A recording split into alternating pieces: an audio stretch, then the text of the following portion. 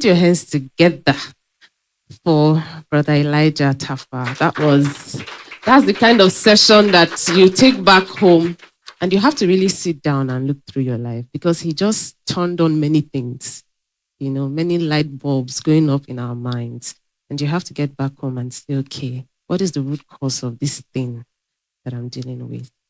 So much was said. So my focus, as Raymond asked me to do, was to focus on family in terms of absolute gain. Focus on family. What does it mean to be really successful without losing your family in the process, without losing the people that God has surrounded you with? Because I think that the narrative we have out there is that the more successful a person becomes, the most likely that their marriage would break apart, the most likely that their children will become wayward. It's almost like society expects it to be that way, So when a person is climbing the ladder of success in whatever sphere of influence they find themselves, and they sort of go up that ladder, once they have a little bit of marital crisis, the whole world is like, yes, we saw it coming. The moment he got that promotion, I knew that, and it's everywhere, whether you turn your eyes to the entertainment industry or to the mountain of religion. It's all over the place, even with business tycoons. It's almost like the more a person rises, the less likely they are going to succeed in terms of having their family intact, and that's why we must really honor and respect those who over the years have built maybe a name in business or built something in terms of ministry, and yet their family is still standing strong. It takes a lot of work, a lot of wisdom, a lot of discipline to do that. So I would be starting this morning with a book. I'm not sure why it sounds rich, but I'll be starting this morning with a book I stumbled on a few years ago. Book talks about top 5 regrets of the dying by Bronnie Ware. Top 5 regrets of the dying. I like to refer to it as 5 dying. And the book is a real life experience. So Bronnie was taking care of people who were at the end. Bronnie was taking care of people who were at the end of their lives, people who were in a home care, and she was caring for them. These were people who were dying, sick, no family around, and so she was caring for these people. And she found that every time these sort of people shared regrets, she could categorize it into 5 things. There were basically 5 things that were reoccurring, And so she turned it into a book and called it the top 5 regrets of the dying. And the very first one is, I wish I had the courage to live a life true to myself. People who were dying wished they had the courage to live a life that was true to themselves. In other words, they spent their lives pleasing people, not exactly doing the things they felt called to do, not doing the things they knew that they had been created to do, but instead doing things that other people expected them to do. How many of us are in that kind of situation where you know that what you are doing with your life right now is not what you've been called to do, but what maybe your mom, your dad, your auntie, or somebody, or friends. The second is, I wish I hadn't worked so hard at the expense of relationships and joy. So people who worked so hard, and this second would really be my focus in this session. People who worked so hard, achieved so much, but at the expense of family. Achieved so much, but at the expense of building great relationships. The third, I wish I had stayed in touch with my friends. Again, relationship. I wish I had stayed in touch. Because sometimes we can get so caught up with all of the plannings, the meetings, the board meetings, ministry meetings, conventions, crusades, business trips, and you really don't keep in touch. Every time people call you, you're busy, you're on the move. There's no time to slow down and catch up with those that God has placed in our lives, those that we claim that we care about.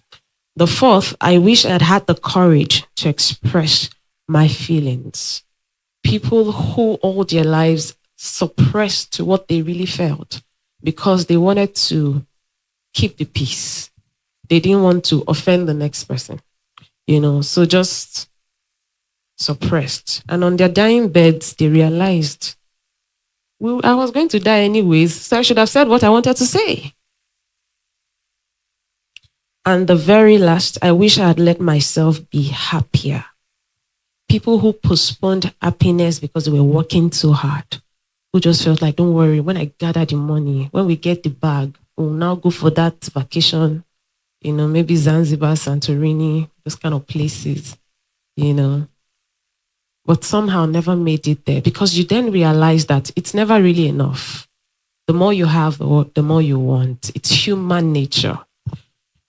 Elon Musk is not going to tell you now that he's okay with what he has. No.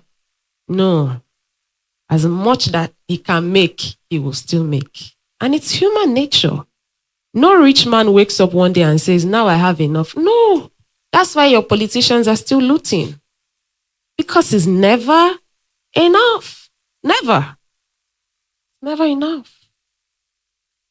But when you look at the top 5 regrets of the dying, you realize that across board is relationships.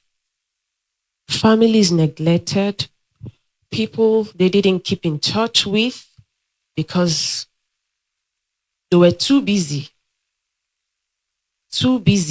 achieving dreams and pursuing visions, too busy. And so this morning, one of the things that we are going to be reminded about is that you can have it all. You can be successful in business, in ministry, career, whatever it is you're doing, and still not lose out on your family. You just need to know what principles apply. And when you go back again to the regrets of the dying, you then know what not to do. Because we don't always have to learn from our own experiences. We can easily learn from the experiences of others. So as you begin to climb the ladder of success, you don't have to get to your dying bed to then wish that you had been more intentional in terms of building a successful life while building your family alongside. And this is not a gender thing, where it is okay for a husband or a father to just leave his family and be moving around because he's the provider, right? And so his wife is the one who now has to hold the home front, or a woman who then is rising in career, all of that, and then now has to hand her family over to a house help to say, you are now the mother, you are now the wife, run the show. Yeah, well, the thing is, even if we don't say it with our mouths, that's something that a lot of people do. People hand their families over. So we can achieve dreams and visions without losing our families. Amen. Amen now. Okay, so in scriptures, Jesus said, how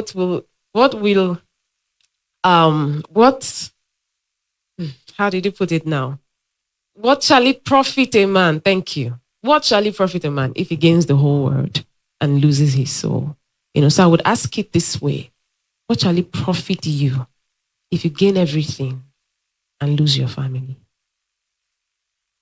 Because the idea that God has for families is that even in the midst of the blessings, that your family is a part of that. And so when you look at how God has moved right from Bible times to the times we're in now, the the people he's called out, the people he's really blessed, God didn't bless Abraham so much that his family was left out. Because God is also a generational God. So when he's dealing with Raymond, he's not just looking at Raymond. He's looking at Raymond's wife. He's looking at Raymond's children. He's looking at Raymond's grandchildren. He's generational. And so we also must adopt the mindset of the one who created us, such that when you start to climb the ladder of success, you are thinking generational. You're asking yourself, what would it take that even when I'm old and I'm stepping down to maybe now go and relax or all of that, that your children have been so involved that they are not standing aside and saying, okay, since you spent all your strength building, now you want to die. Let's see what will happen to this business. You traded us for this. Let's now see. Because many times that's what happens. Yes. And that's why sometimes some people are so wealthy. I don't remember the name now. I stumbled on, he's in sports, and there was this, it's a little documentary about his family and how his child is so wasteful with the resources. He has a male child who dresses like a girl and all of those things. All these transgender things. And the child is so wasteful.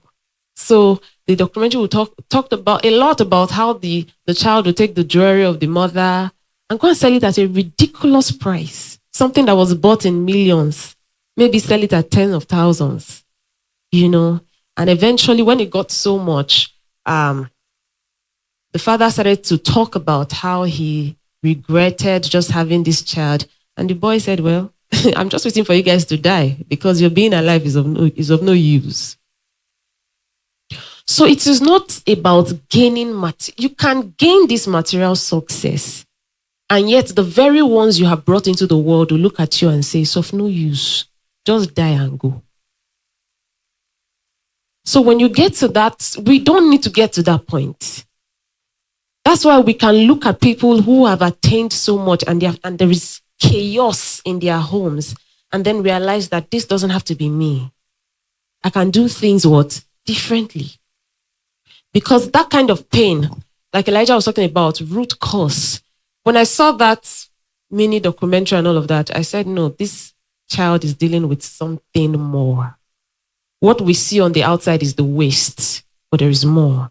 And that more probably has come from feeling abandoned. That more has come from a feeling that says, I was traded for you to be successful. So now I would waste whatever it is that has come out of that success. So that wealth is not going to be transgenerational.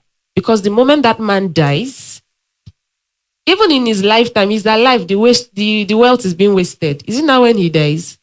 Do you understand? So we don't want to build families where our family members are bruised and broken because we are pursuing success. There's a way to do this, that every member of the household is whole, that every member of the household is well nurtured, even in the midst of the success. So much so that daddy's win is our win. Mommy's win is for us all. And so some time ago, I was listening to, I was at a conference in Lagos, and Ibukwa Oshika talked about when she was called to be chairman of First Bank, and how she took it to her husband to say, oh, this is, what's your opinion? What do you think? How many of us know our husband? Yeah, because even me, I don't know him.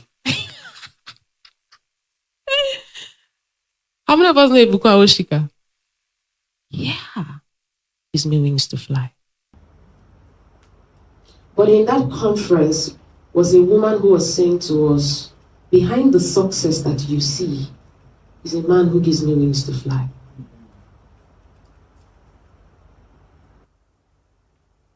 And so it's important, and that's why most times I say to singles, before you even settle down to marry, you must make sure that you're headed the same way, because that's where it begins. You must make sure that you value the same thing. And I know that there's a lot. There are people who have come from a background where success is a threat, you know. So there's a lot. There are root causes. There are root causes. All right. So we live in a time where ambition is celebrated. People are building businesses, pursuing careers, chasing big visions. And all of that is a beautiful thing because it is God's desire that you prosper. That you prosper. It's actually his desire that your family prospers. So all of that is a beautiful thing. But the subtle danger is the possibility of winning in public while failing at home. The subtle danger is the possibility of achieving your dreams while damaging your family in the process. So again, we realize that true success is really not about what you are just achieving, but much more about what you are preserving on your way to achieving more. So if God has surrounded you with great relationships, let me take this away from the context of the immediate family. The people who had great friends, they started together, great friends, great guys, everybody was doing good. And then maybe this one had a big break in business and suddenly he just discards everybody.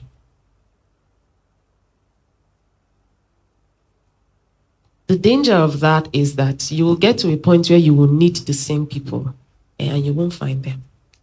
Yeah. I'm sure some of us know one or two friends like that who made it big and stopped picking our calls. Not because we were calling for money. Yeah. People who just felt like, I'm out of your league now. Go look for your mate. Meanwhile, you guys labored together. You were their encourager. You were the one that they used to do the test run of the business ideas and many things. You were there. You were there. You helped with the PowerPoint presentation that they took to that board meeting that led to the big break. You were there. But the moment it came, because again, the mindset that says that when you start to become known, when you start to gain influence, it then means you should throw those that you started with aside. There is that mindset. But that's the wrong mindset. Oh yes, that's the wrong mindset. It is wrong because you must also remember the role that people have played in your life on your journey to success. We must never forget. We must never forget. And so we must redefine what it really means to be successful, especially from God's perspective. Success is beyond the platforms, the profits, and the promotions. It's also about stewarding the relationships that the Lord has given us. So whether it's a marital relationship, whether it's a parental relationship, whether it is a sibling relationship, success is also about stewardship. You must be able to steward the relationships that God has given you, relationships that he has surrounded you with, relationships that he has put in your care. You're in a church where your pastor is so concerned about your growth and everything. He's encouraging, he's counseling, he's doing this, he's doing that. And then you hit a big break. You move to the bigger church because now you want to associate with a popular somebody in the body of Christ. The problem is that that popular somebody may not even have the time to nurture you as you have been nurtured. And that's why relationships are powerful. Because what God does with each of us is not random. God does not just carry you and just place you somewhere. He's intentional about what he's doing. So when he has surrounded you with people, it is for a reason, right? It's for a reason. It's for a reason. And as he begins to bless us, you are not the one who yanks yourself out of a relationship that God has placed you in. Do you see that I'm not just talking about romantic relationships or husband and wife here? Yes. It's broad. Mentors. People people who are significant in your journey. So it's about stewarding those relationships as you journey, as you keep going on. So before the stage, before the audience, before the applause, there is the family. There is the family. There are the people that he has placed on your pathway to success. If everything looks good on the outside but is breaking on the inside, then that success is incomplete. Not many years ago in Lagos, I know a woman who was in ministry, still is in ministry, and she could go to the mountain for like 21 days, those prophetess, those people. And she would just go like that. I'm telling you. No plan whatsoever for the children. And we'll come to that. All of that, I'll touch on that before the session is over. No plan. Sometimes the husband is like, I don't even know what to do. I remember one time one of the children was so sick, and my mom had to step in to take care of that child. No, unreachable. She's on the mountain with the Lord. The problem is that even God will look at that kind of person and say, you're a foolish servant. You're unwise. Yes. Because there is wisdom that God gives for the giftings and the graces that he has bestowed on us. So you can't be so anointed that you are moving like Apostle Paul when you have a family. Apostle Paul could do all of that because he didn't have a... Yes, now. You didn't have children. Daddy, no. His children were spiritual children, scattered up. So yes, he could be moving like that. But the moment you make a commitment to then have a spouse and children, it means that there are seasons where your movement will be sort of slowed down. Yes, it doesn't mean you're not making progress. So. And that's why you would, again, please permit me to go back to scriptures. That's why Apostle Paul will be talking to the singles and he'll say to them, I wish that you were what? Single like I am. Because in this singlehood, you can just be swearing all over the place. You can go to Alone with God, 21 days, nobody's calling your phone. There's no, mommy, the milk has finished. No. There's no daddy, this one, no. You're just like that. But they're the kind of relationships we come into. And one of it is marital and parenting, whereby you cannot just be swearing as if you don't have responsibilities. Or you're not answerable to people. And it's both ways, whether you're the husband or the wife. Yes, it's both ways. It's both ways. So there's a wisdom that God gives. There's the wisdom that God gives. And when the world expects that your family will crack because you're becoming more successful, it's because of the patterns that have been seen over time. That it looks like every time somebody steps into a new level of significance, their marriage breaks. So that pattern is real. Oh. Yes, it's real. That pattern is real. It's happening. But for those of us here, there is wisdom that God gives. There is wisdom that God gives. Now, one of the ways to know that you're stepping into the kind of success that would crack your family or break things apart, one of it is when you begin to lose communication with those that you really care about. When you become too busy to place that phone call. When you become too busy to show up. When you're always saying to yourself, don't worry, they will understand. They know that I'm very busy. They will understand. Week 1 has gone, nobody heard from you. Week 2, you're still saying they will understand. It is already showing you that there's a problem. I once had a boss whose family was in the US and he was based here in Nigeria. And from that, I saw how a family can be distant from a person, and yet the person is still very present. I'm telling you. This my boss. He's the one that used to wake them up. Yes. And do morning devotion, virtual morning devotion with the wife and kids. Everything that was going on with every child, he knew. Of course, he used to travel back and forth, but the times he was here, the calls were constant.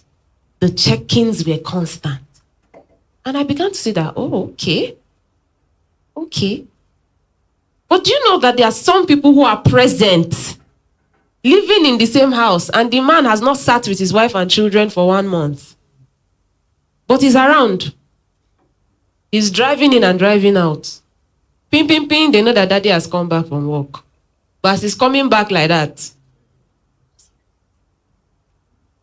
when we begin to see patterns like that, it tells you that even if, using the man and the woman as an example now, even if the woman is holding things down on the home front, a time will come when it would really show that daddy was never present, even though he was around.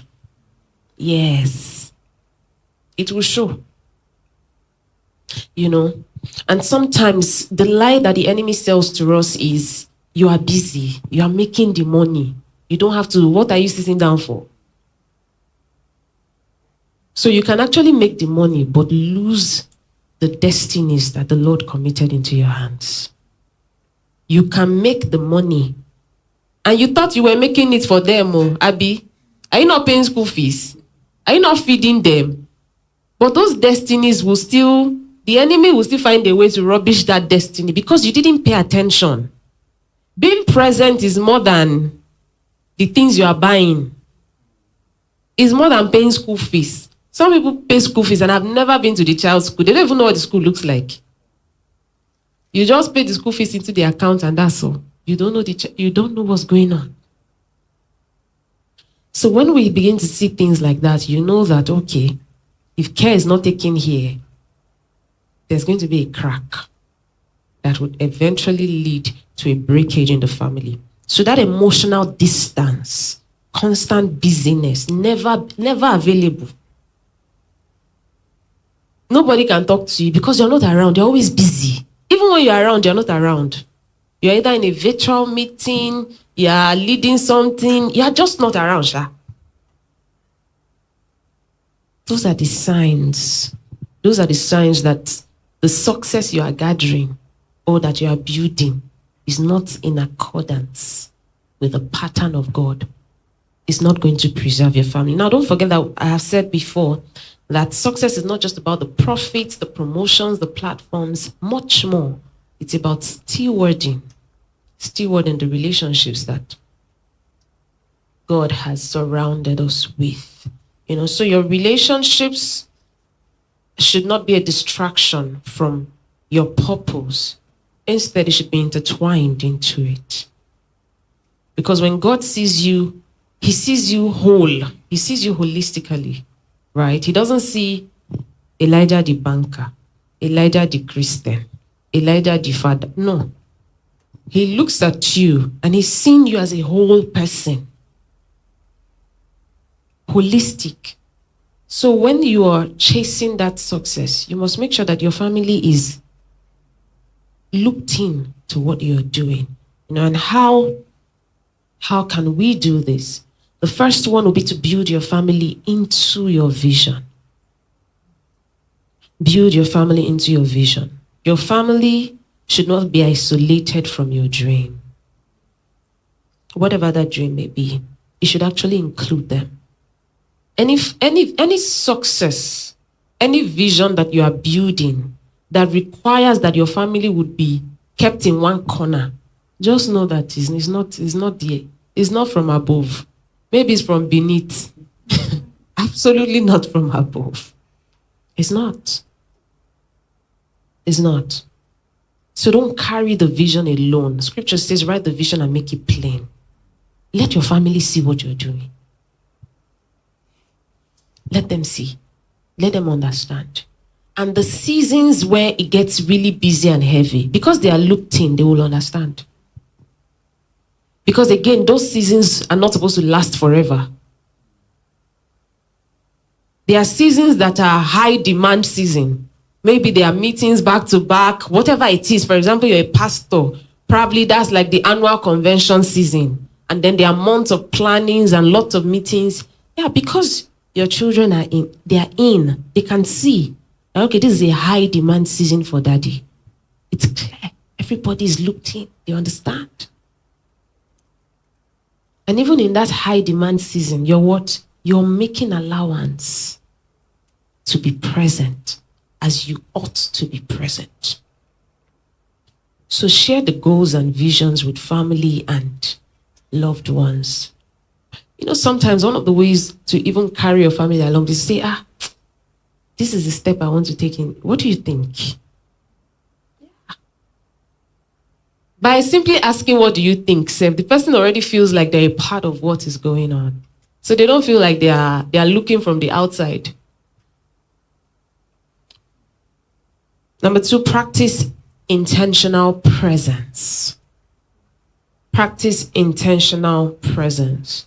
You know, you can be in the same room and still be very far away. You can be far away, emotionally, far away, mentally. You're just far away, but you're there. Oh. So there is an intentionality that should come with being present. Being present. And even for those of us here who still live with parents, there's how to be present even with your parents. Yes. You're living with your parents that are in their 60s, 70s, 50s. You've never asked how their health is going. You don't know what's happening. You're not a present somebody. Yeah, and what that means is you will carry that your pattern of not being intentionally present into other things, into other significant relationships. You know? So we start to learn it, even with our siblings. You're intentionally present. You should know when somebody who holds a significant place in your life is downcast, even if they are not saying it. If you can't tell, if somebody has to come and tell you praise that, I just saw your younger sister, is she okay? The way her face, you just say, her face looks somehow. And I don't notice, so that means you're not present. And she just passed you. You're in the same house. If somebody from outside is coming to tell you that, is your sister okay? See me, I don't even notice herself. It's a bad something. It's bad. So let's practice it. I know we talk about this a lot with parenting, but even before you become a parent, be practicing it with your friends, with your parents. Be present. Be present. Some of you, your dad will just count money, give you, go to the pharmacy, buy XYZ medication. You just go. You have never sat down to say, this medicine you're always taking, what is it for? What did the doctors? No, nothing concern you. Don't buy medicine, bring them back. That's how to be present. Be intentionally present. Don't be far away. Don't be far away. Number 3, set boundaries without guilt. Now, because we live in a world that is, things overlap. So, for example, you can go to the office, right? You can go to the office by maybe 8 a.m. in the morning, you close by 4, you're back home, the next thing there's a virtual meeting, so you're turning up your laptop. In other words, you have brought work home. Even if there's no virtual meeting, there's something you didn't complete in the office, you want to try and complete it. There must be boundaries that will be set. I read something many years ago, and the person said, bringing work home doesn't show that you are efficient. It actually shows that you're inefficient. I read it many years ago. And I wondered about it for a while. It shows you're inefficient. Because the office gave you a certain amount of hours to do that thing you're bringing home. They gave you a block of hours to do it. So if you're always bringing work home, You know, when you're single, some of these things don't count. You just be bringing the air and just say, no, once I go home now, just complete it. So you just carry laptop, you're moving up and down. And then it becomes your second nature. It becomes your second nature. But by the time you get married, because it's something you have become so used to, it then becomes a problem in your family. Then when your wife complains or your husband complains, every time you come back home, you say, hey, narcissistic man. He's a whatever. And then all the labels that you grab from social media, you just stamp them on your spouse. He's a misogynist. He's this, he's that. She's that. She's not submissive. Can she not see that I'm working? Because you built a lifestyle that doesn't allow for emotional presence. So you see, again, while you're single and trusting the Lord for marital settlement, you have to actually start to build your life like someone who is ready for the things that come with that next level.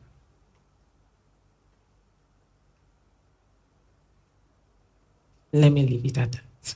So set the boundaries. Set the boundaries. Set boundaries. Boundaries that allow you be present. Boundaries that allow you share the vision. Boundaries that allow you carry your family on the journey that God has called you on. There is not one person that walked with the Lord in scriptures that God told to keep their family aside. No. Because when he looks at you, he's looking at the whole family. He's looking at the whole. You know, and that's why when God was going to tell Moses all of what he would do for Aaron to be priest, it wasn't just Aaron. It was Aaron and who? His sons. It's a family affair. Always with the Lord. Always a family affair. And this is not just for those in ministry, even for those in business. If you really sit down to walk through the process as you're receiving visions from God and burning dreams in your heart, he would show you where your children come, where they come into play in all of that. He would show you. The problem is many times we run off like it's just about us. And so you're not thinking the next generation. Even the people of the world think next generation. Yes. That's why you would have organizations for 100 years, 120. It's a generational thing. The person who built it initially didn't just think about himself. He thought about years to come. Thought about the next generation. Thought about, And yes, it will evolve, right? Because times are changing. But the vision is still the same. So please, let's set boundaries. Let's set boundaries. Open doors that always fling you away from your family. You need to, it's not every open door that is from the Lord. See, we've been praying for this thing that's come now. This is it. It's not every time. Yeah, it's not every time. Number 4, let love be expressed, not assumed. People can be so engrossed in visions, goals, dreams, success, achieving this, achieving that. You just assume that your family members know that you love them and that what you are doing is for them. And that's how you see people. Recently, I heard a pastor he's having a health challenge now.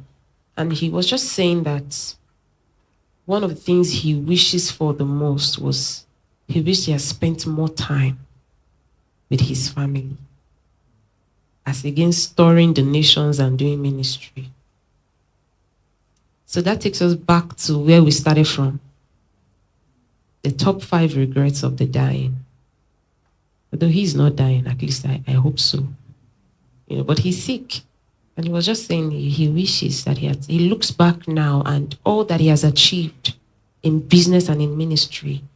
His one wish, he wishes he could go back to when his children were younger. But now his children are older. He even has grandchildren now. They are married. Everybody's living their lives. But he wishes that he had been more present, And And I remember, I think it was Archbishop Duncan, yes, shared something similar about his son, how he wished he had been more present. And in his words, he said his son doesn't know him as father. Yes, knows him as Archbishop. And he was saying in that video that it is now that he's trying to bond. See, there's time for everything. There's time for everything. The way you bond with a 6-year-old is not the same way you bond with a 30-year-old. There's time for everything. When you've missed the steps, it's difficult. It's difficult. So some of us here are still unmarried. This is the time to start to put your heart and your mind in order. While you're chasing those dreams and success, the absolute gain would be that you didn't lose the relationships that the Lord placed on your path. It would be that you didn't sacrifice your family on the altar of success. One of the still waters prayers we had last year, I was talking about how parents sacrificed children for success. And a few weeks later, I met one of the mothers who follows, and she said, that thing you said, I've not recovered. That she went back and she started to ask herself. And in all honesty, looking at her, I would never have thought that she was sacrificing her children for success. But she said to me, I went back and I started to think about it. It touched me in a way that, she said, I started to think about it. I'm sacrificing my children. And she has, because when you're sacrificing your family for success, you will know. You will know. She started to tell me how she knew that her child was not doing so well in school, in the school where the child is. But she was just too busy to pay attention. She said, I'll come back late. I'm like, we'll get over it. But that day she stopped and said, come on. Because that child that you're saying will get over it, will soon be 16, will soon be 18, will soon be 30. When are you going to attend to the situation? So this is the time. This is really the time to build your life and your dreams in a way that your family, significant relationships are really involved. Now, the reason why I keep using the word significant relationship, because it's not every relationship that has a business with your visions and your dreams. Yes. So don't assume that your family knows that you love them and you are doing all of this for them. Assumption does not carry family. No. It must be expressed. It must be communicated. This is what I'm doing. And so from X time to Y time, I won't be available like this, like that. I remember, I think it was Joshua Mike Bamiloye. Yes, it was Joshua. And he shared when he was a lot younger, how he used to have a lot of questions. And his parents are always shooting, in our gospel films and all of that. But one of the things his parents did, every time they came back from a shoot and he had a question, he says, Daddy, I have this question. If the dad is too tired to respond, the dad will say, this is your question, tomorrow morning, let's talk about it. And when the dad wakes up tomorrow morning, he will be the one to call Joshua and say, hey, come, yesterday night, you had a question. That's a present father. Busy, but present. So when you look at that family and you say, the children have taken over the ministry, they are doing so well. It was a pattern. Those things are not automatic. It doesn't happen just like that. It's the following of principles and patterns. Parents who were intentional. And so the children can carry on what their parents are doing. And so we look at them, at least in the Nigerian space, even globally, we look at them and we're like, God is doing such an amazing work with this family. You get why? Somebody had wisdom enough to build in a way that, yes, they were doing something significant with movies, but didn't lose their family in the process. And that is so important. That is so important. So you must communicate. You must be present. And the final thing I'll say is to put God first. This is the most important thing. Because when God gives you the vision, He gives you in a way that he helps you to carry your family and to build that success. So you can't build it without God. You absolutely cannot. You can't. You can't. You can't. God orders priorities. He gives wisdom. He gives wisdom. Even if you've been called to the marketplace, it is the Spirit of God that gives wisdom for the marketplace. The Spirit of God is not boxed within our churches. Outside of our churches, He's the Spirit of wisdom. He's the Spirit of counsel. So you must put God first. It doesn't matter what the vision or the dream is. You must put God first. And in conclusion, you don't have to choose between your dreams and your family. Don't let the world tell you you can't have it all. You actually can if you operate by the principles and the wisdom of God. You don't have to choose. One doesn't have to die for the other. Now, there are seasons. There are seasons that might be high demand seasons in terms of maybe career, job, business, whatever it is. But even the high demand seasons, if well handled, will not break your family. Instead, they'll be supporting you. Yes. They'll be supporting you because they are looped into that vision. There are seasons where your family would require more attention. Maybe something is going on in that